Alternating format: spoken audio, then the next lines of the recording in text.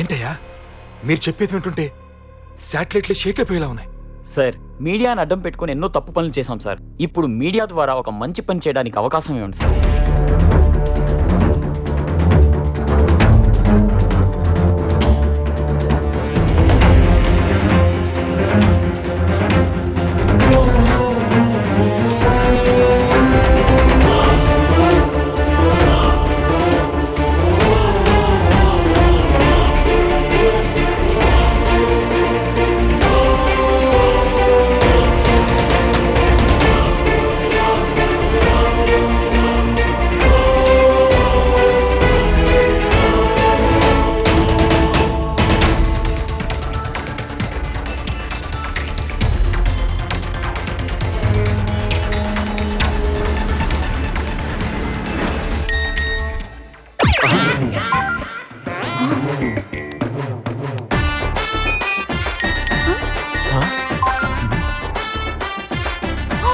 ఏంటయ్యా అది ఎలా చెప్పాలో అర్థం కావట్లేదు సార్.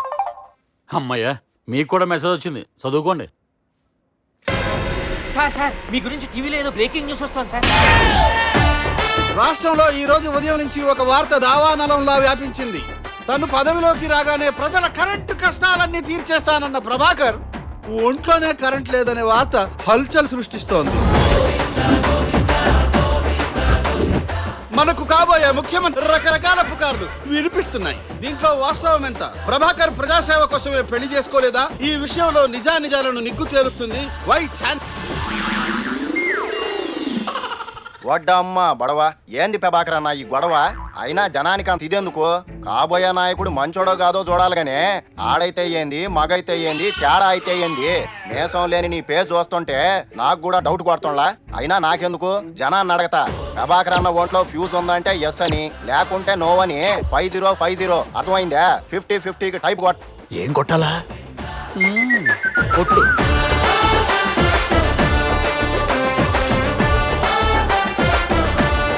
ప్రభాకర్కి మగతనం లేదని ఢిల్లీ ఎయిమ్స్ నుంచి కూడా తనకు తానే సర్టిఫికేట్ తెచ్చుకున్నట్టు ఆధారాలున్నాయటండోయ్.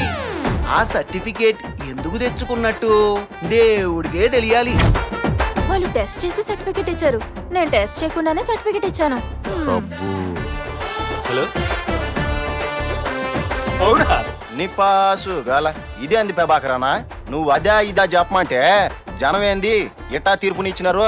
రిజల్ట్ కూడా 50-50 అని వచ్చోండ్లా. సార్ తినే బిస్కెట్లు కూడా 50-50. ఇదంతా పుకార్లయ్యా, పుకార్. ఓరి బావు ఇది చెయ్యొత్తనే సరిగ్గా ఉంది నాకు.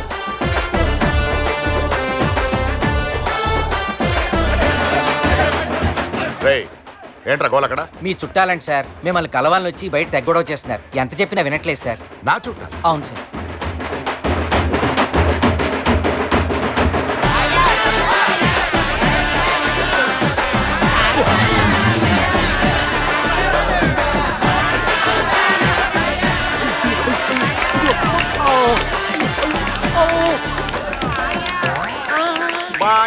మన తేడా జాతిలో ఆణిముత్యానివి, ఇజ్రాల్లో వజ్రానివి. ఇన్నాళ్ళకి మన జాతోడివి సీఎం అవుతున్నావు, మనకు కూడా ప్రత్యేక ప్యాకేజీలు పెట్టు. రాష్ట్రంలోని హిజ్రాలలో ఆనందోత్సాహాలు పెళ్లిబుకుతున్నాయి. ఇంత జరుగుతున్నా మీడియా ముందుకు రావడానికి ఇష్టపడని ప్రభాకర్ కనీసం వారికి ఫోన్ టచ్ లో కూడా రావడం లేదు. దీంతో అనేక అనుమానాలకు తానే దారిస్తున్నట్లయింది.